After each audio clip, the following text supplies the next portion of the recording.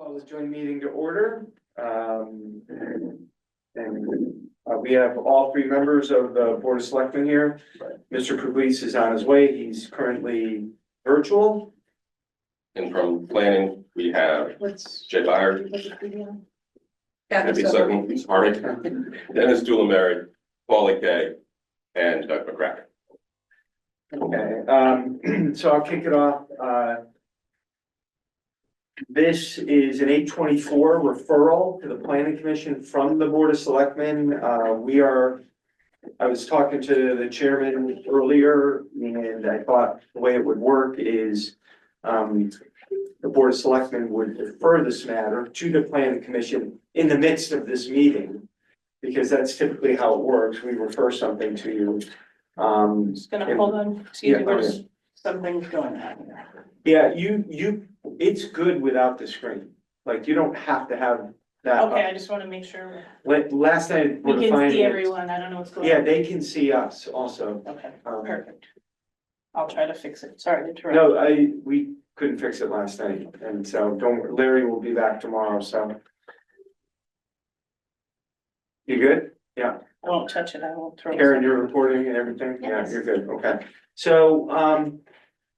So look, I mean, we all know, the Dock and Dine, former Dock and Dine property has been, it's 13 years this October 27th. I think that's when superstorm, tropical storm Sandy hit. And that was the second demolishment of the Dock and Dine restaurant. And, you know, we've heard rumors over the years of people trying to either acquire the land, or Mr. Kadama, the owner of the Point LLC, stating he was gonna rebuild, but obviously it had to be FEMA compliant. And that meant an expensive build going up in the air and whatever. At this point, nothing's ever happened. So, about a year ago, the idea started being batted around of, perhaps, look, this piece of land that the Dock and Dine sits on, this 2.2 acres, is probably one of the most prized pieces of land, you know, on the Connecticut shoreline. I don't want to go too much farther than that, but it's probably one of the most beautiful pieces right at the mouth of the river. And it's actually in the Park and Rec strategic plan. If they would ever be able to acquire it, they have plans for it. So we started batting around the idea of perhaps allowing Mr. Kadama, the Point LLC, to operate out of what is now the Duffy Pavilion. Those conversations occurred. The town planner was involved, a few other, not too many people were involved, but a few others were involved, economic development. And, you know, the deal, I won't go, I don't know how much detail I should share with the various iterations of what was going on, but we've gotten to a point where I think conceptually we have I hate to even say a deal, but an agreement. The documents are still in draft form, and there are two documents. There's a purchase and sale agreement, and there is a lease agreement, a land lease.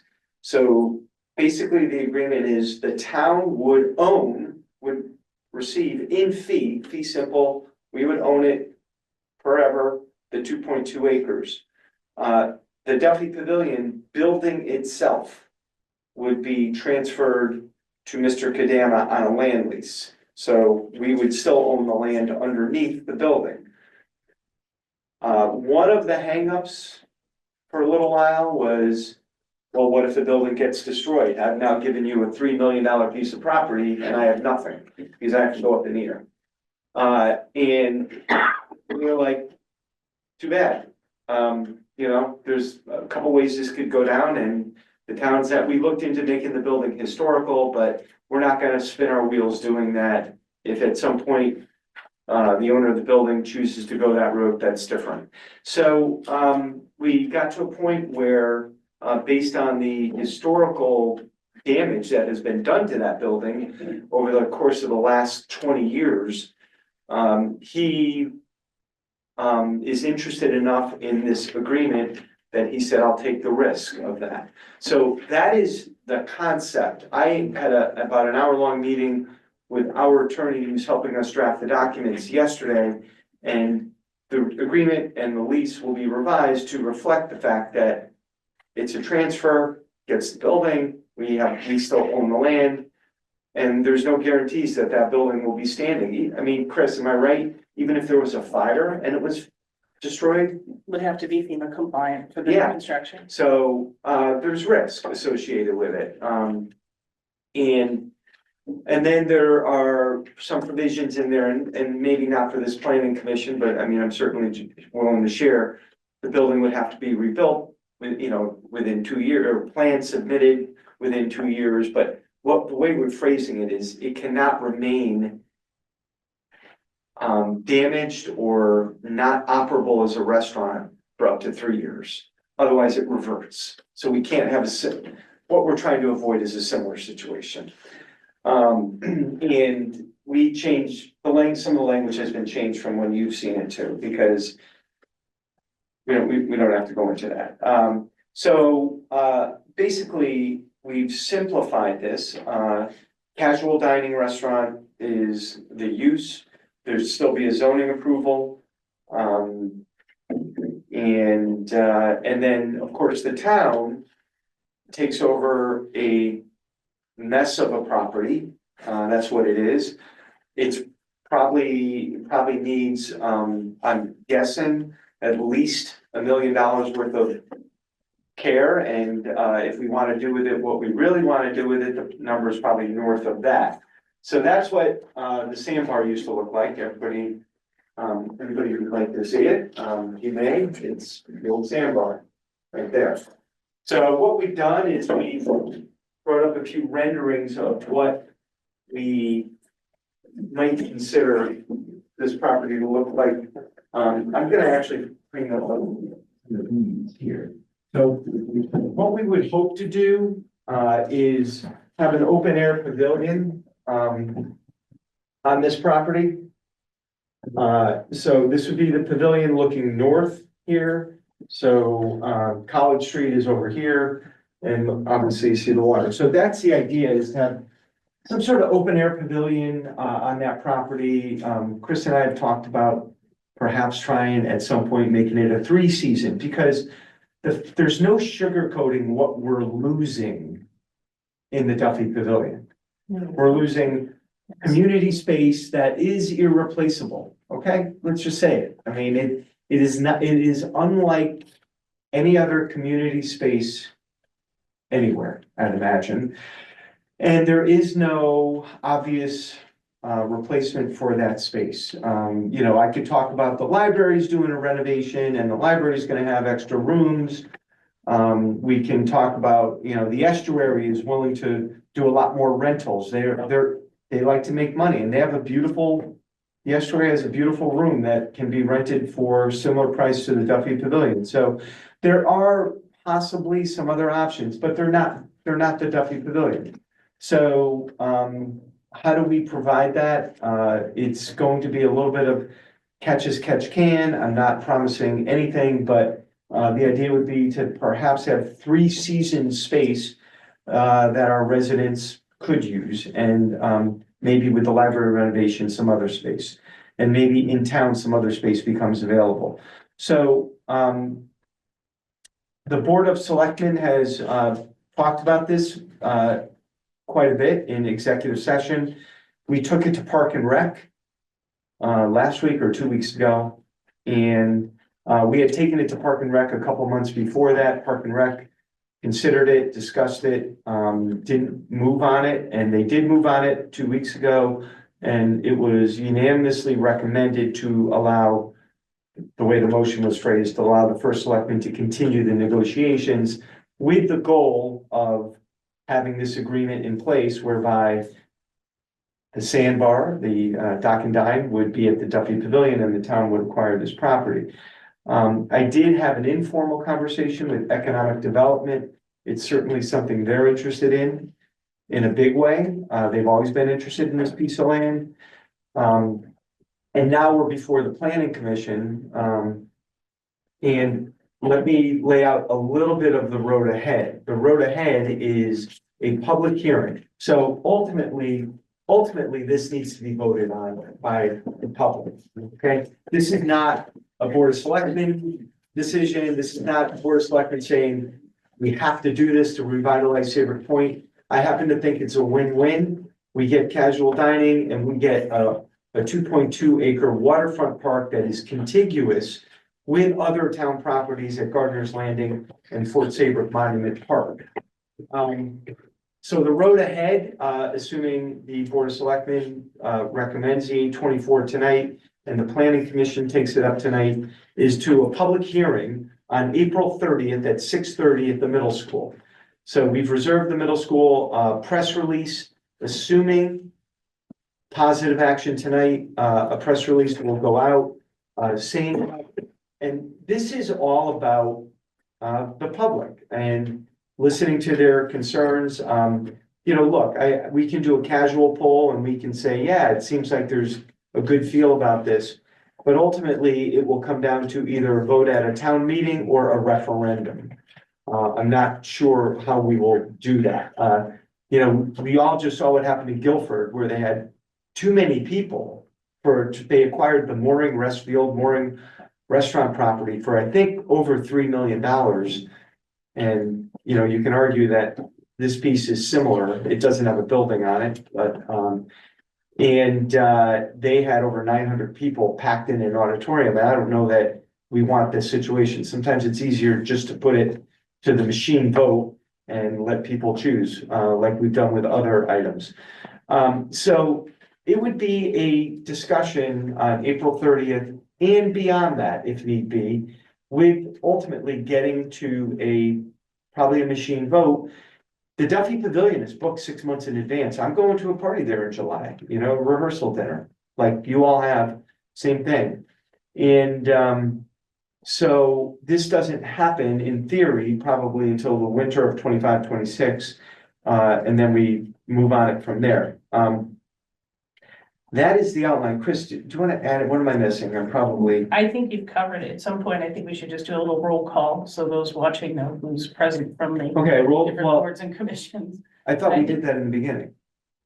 Oh, We just said Megan wasn't here, but I don't think we went around the room. Yeah, we did. okay, so that's. Well, yeah, we did, yes. Maybe I was making the copies. You might have been. Yeah. Okay. So we did do that. So the way the agenda is written tonight is that the Board of Selectmen must refer the 824 to the Planning Commission within the context of this meeting. So I'm gonna, just for discussion purposes, put that on the table. I'll make a motion. Is there a second? Seconded by Mr. Puglisi. So any further comment, obviously there'll be further opportunity to comment within the meeting, but there isn't. Hearing none, all those in favor signify by saying aye. Aye. And that is as stated in the memorandum to the Planning Commission. And that is to actually, you have it right here? Yeah. Well, it's an 824 referral, which is the Planning Commission did receive, stating why the Board of Selectmen feels like it's a good idea to proceed towards this. So there are other pictures. There's a summer picture, and there are other pictures. The Economic Development Director would like to see some public art in this area. The only structure would be an open air pavilion. If it's allowed, we need to figure, Chris, we have our zoning enforcement officer here. So with her input, this is in, I believe, the northwest corner of the property, towards the road. So is it more than 100 feet away from the waterfront, or does that not matter? There's a number of different things. So you have the Connecticut River Gateway Conservation Zone, which is the 100 feet, but it may be considered already a developed area.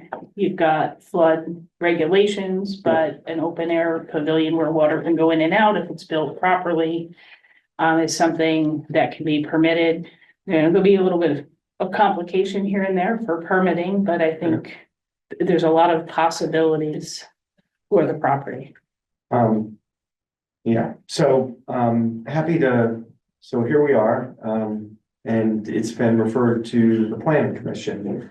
And, I have four of those. I did look at the, just a couple very minor things. I did look at the deed today, whereby the town took ownership of the Duffy Pavilion. There are no restrictions on it that would preclude the use, of it returning to a restaurant.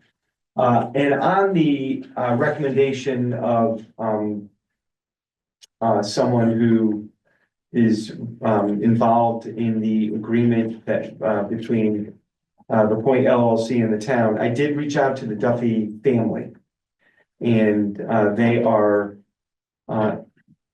interested in, seeing, you know, the quote was basically, Vicky Duffy always loved open space, and there's nothing that would make her happier than acquiring that open space. I didn't make any promises because it would be a park and rec decision, but obviously we have a Duffy Pavilion. If another pavilion is built, it should remain that. And if not, maybe it's Duffy Park. I don't know, but I just want this board to know that there are some other minor matters involved in this, that have been considered. So, Okay. With that, the planning commission has received the memo. And item B is the request for consideration from us and determine if it's consistent with the plan of conservation and development. Carl has provided us with a couple of instances where it is right in line with the plan. Sorry. I think that's, yeah. You know, one thing, I don't even know if I stress it enough, is public access to the water. I mean, from both the national, state, and the local level, this is what this does. It allows people to come to the waterfront and enjoy it at no cost. Now, if they have to buy a hot dog, you know, that's different, but the idea would also be to, there's a deck there that, the town would ultimately, hopefully repair so that people can, you know, enjoy the water view. So I mean, that's probably primary in all this. And of course, and I can't stop talking. As you know, that we have a trails grant. So this falls right in line with that. We have a trails grant where we'll be building a sidewalk from Gardner's Landing, and that will go all the way basically to Fenwick. So it's part of a river walk almost. So there's just some really great opportunity here. And I believe that's why Park and Rec endorsed it, Board of Selectmen, Economic Development, and now you. And then it would move for, I want to stress it, public discussion. I do want to stress that. so if I get a motion to, Can we ask questions? okay, normally I would put a motion, then ask questions, but go ahead. Okay. Council Chair. Just following Robert's Rules of Orders. So I'd like a motion to approve this request of municipal improvement for 824 for the land acquisition of 145 College Street in exchange for building lease at 155 College Street. It's in line with the plan of conservation and development, specifically natural resources policy 2, connecting people with natural resources, and economic development policy 1F, strengthen the town's business sector. Now I'll open it up for questions and discussion. Need a second. I need a second, yes, I do. Thank you. I'll second it. Thank you. Now I'll open it up for discussion. Okay. Sorry for the. So this might be on the plan of conservation development, just a couple of questions. Maybe it's a tune-up for the public meeting. So the length of the lease. Yeah. For the pavilion, is that? So the idea would be that as long as it's being operated, it's almost in perpetuity. It's 25-year leases that are renewable at the option of the lessee. Okay, so he can hand it off to With, multiple with the generations? consent of the landlord, which shall not be unreasonably withheld. Okay, that sounds Does that very answer your question? legal, but- Yeah, it I is understand legal what you're language, saying. and we've all seen it in a contract, Are yes. they able to sublease the place? Are they able, they have to own it? There's nothing in there about subletting. Let me make a note of that, though. So, you know, Yeah, and if, God forbid, this gentleman passes, what happens? It is in agreement to his heirs and assigns, Okay, but it does have to be operated as a casual dining restaurant, so. I understand. And is he responsible for renovations to Yeah. make it a restaurant? Yes, in the interior, yes. and those would have to be flood compliant? So, right now, we're gonna work on the flood permitting. So you can take 50% of the structure value. Some of the existing finishes, I think, are gonna have to remain. We're gonna have to be creative. So, for example, a walk-in cooler, maybe it'll be on wheels and it'll put in a location so that it can be removed in the event of a storm. As well as potentially, and we haven't gotten that far into, the discussions of retrofitting. But Mr. Kadama and his team think they can make it work with the numbers. And, Yeah, and one other thing, it's not just the structure, obviously, it's the area under the awning. And also leasing him the space even to the north of that where there are several parking spaces for outdoor dining. So want to be clear on that too. I guess that's the only way you get to the numbers. What happens, or let me ask it this way, can he sell the restaurant? The business? Sell the business. So that would be, it doesn't have to stay in the family. Okay. It's not, it's a lease that. But again, I was talking to a lawyer about that yesterday, we do have some control over who we might want there. Okay. So there is some control, but not unlimited. Well, Mr. Fortuna, do you have any idea, have you gotten any appraisal sense of what the two Yeah. properties are? So, the land as it sits right now is about the 155, the former Dock and Dine, or the Dock and Dine property is about 2 million. And the building here is about 400,000. I checked with Bridget today, 397. Well, that's 397 existing, not as a restaurant though, right? I say again, Jay. That's 375 existing as a building now, but not as a restaurant. Right. If a restaurant was there. It would that would be appraised higher, there's no doubt, Yeah, and so- pays taxes, Okay. yeah. It's, yeah, Okay. How did the town acquire the property? Was it a donated piece of property? Did the town buy it originally? yes, the town did buy. The town bought the property, there was a mini golf there when the sandbar was there. And so the town bought all that. The sandbar, in fact, it's in the deed, and the property includes the sandbar and the miniature golf course. And that was under Barbara Maynard. Alcohol sales down there? Yep. So, good question. I called the town's insurance carrier today, to kind of put that to them and say, what kind of insurances?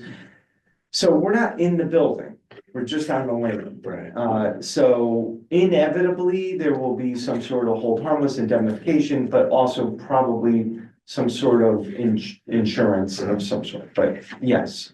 And certainly he would have to demonstrate to us on a yearly basis that his insurances are current and had that conversation today. I thought about that because, well, and here's another question. So Park and Rec does not allow alcohol on their facilities.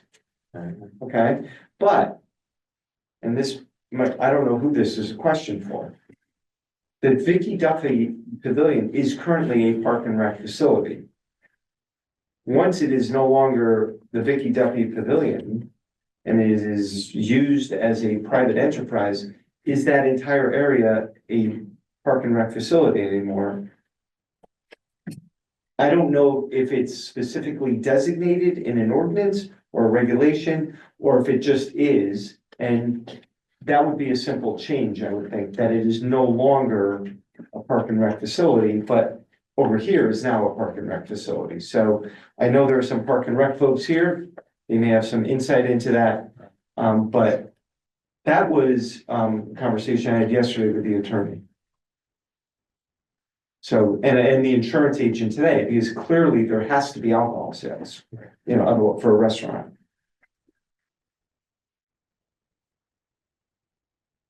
I have a question on the agenda. It seems deliberate. It says Saybrook Point in quotes, acquisition of 145 College Street. So is that the town of Old Saybrook? Not sure what you're referring. I didn't know if that's like a new legal name or. No, so what I did was, I actually Yeah. put together the agenda, so that, you know, how every application will say, McCracken, application for Oh, okay. new subdivision, it just, The topic I is just figured Saybrook Saybrook Point made the most sense, Okay. since it is Saybrook Point, so there was no, it was just calling it Saybrook Point versus trying to say the pavilion dock and dine. I Okay, thought it was just a thank little you. cleaner to.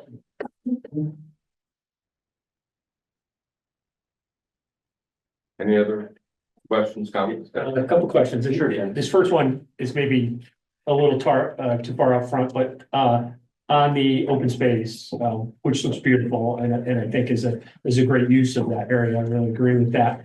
Do we envision actual water access? Not there. Okay, right, so Well, more like.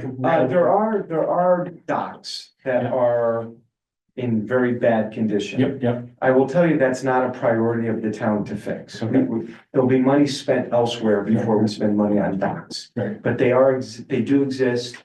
And I find it hard to believe that if we did want to fix them and use them at some point, that Deep would have a hard time with that. I'd imagine that would be encouraging.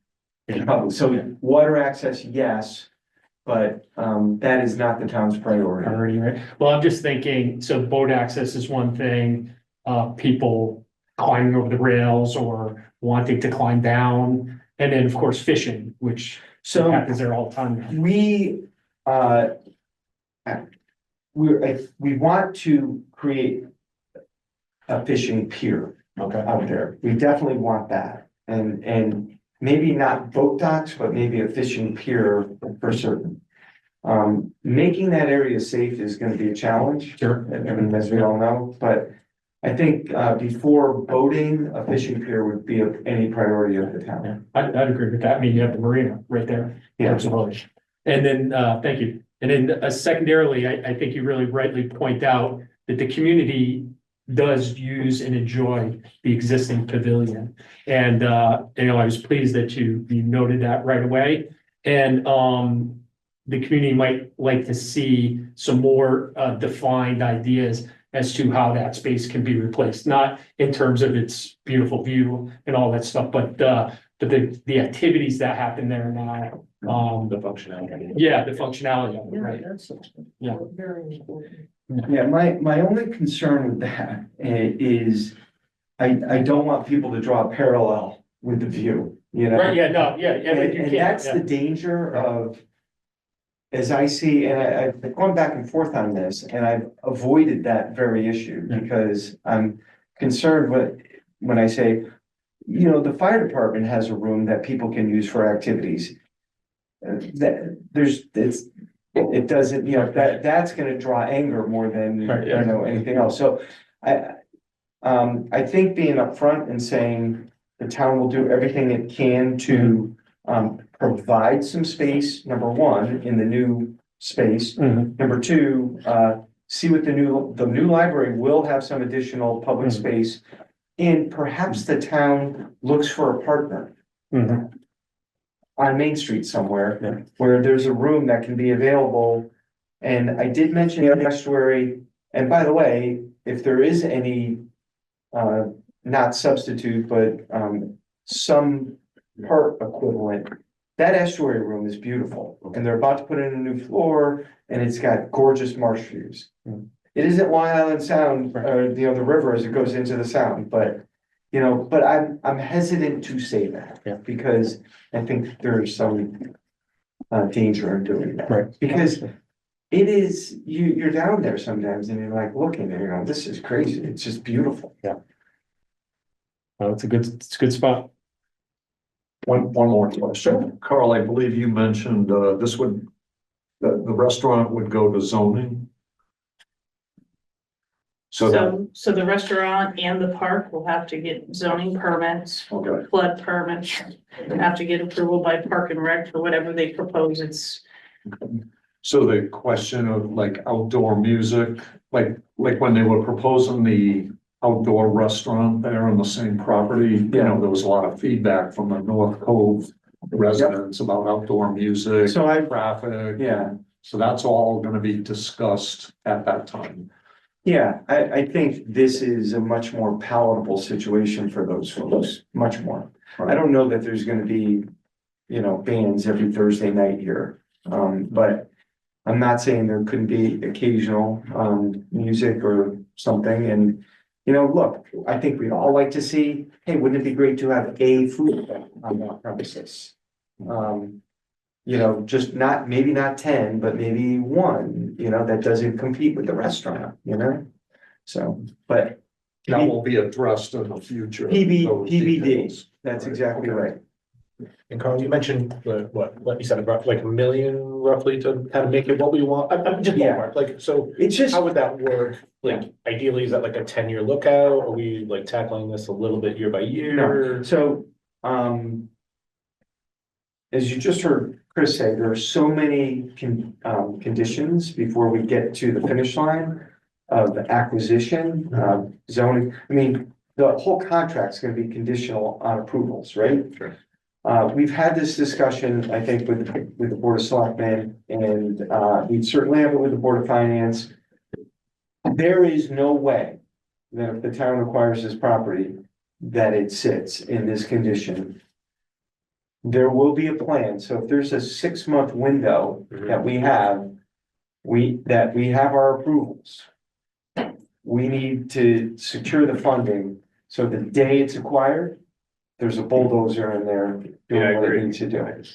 Because the last thing we can do is acquire this property and sit on it in its current condition. So that would be the plan. So, embarrassingly, the town, is going to have another unusual surplus year. And